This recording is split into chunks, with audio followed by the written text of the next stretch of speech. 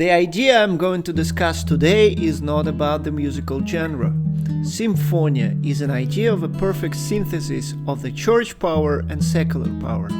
In the harmonious relationships, they co-rule the country, each responsible for its sphere and also sharing the most important decisions.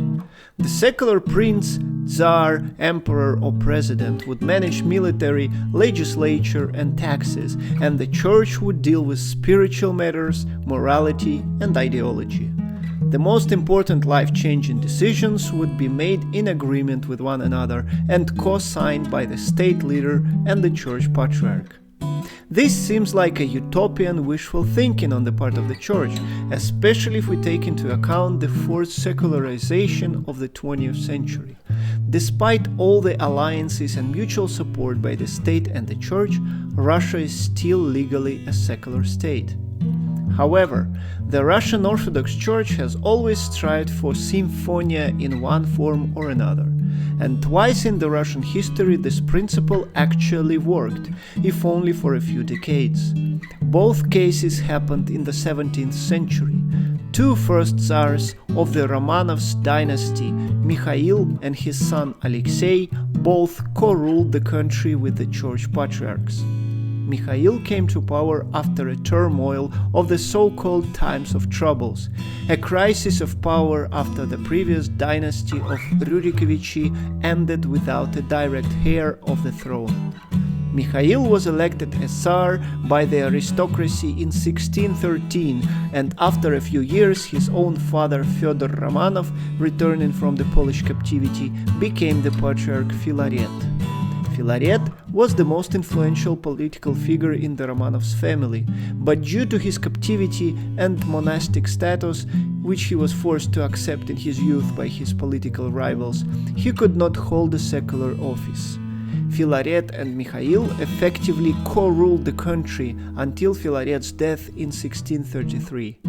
They co-signed the most important documents, and God only knows who primarily made the political decisions in this tandem.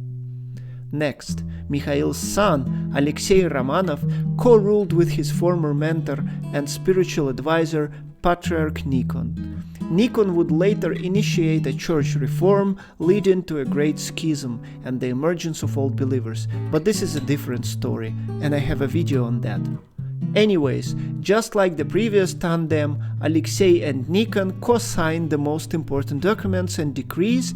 Both had similar titles of the sovereign and the great lord of Russia, and both actively participated in decision-making. However, over the time, Alexei overpowered the Patriarch Nikon, which eventually would lead to the dethronement of the Patriarch, the last case so far in the Russian history. After that, the church's political power started to plummet. Already Alexei's son, Peter the Great, almost decapitated the church. He abolished the title of the Patriarch and made the church a state department. His successors continued his line and stripped the church of the property rights over lands and peasants.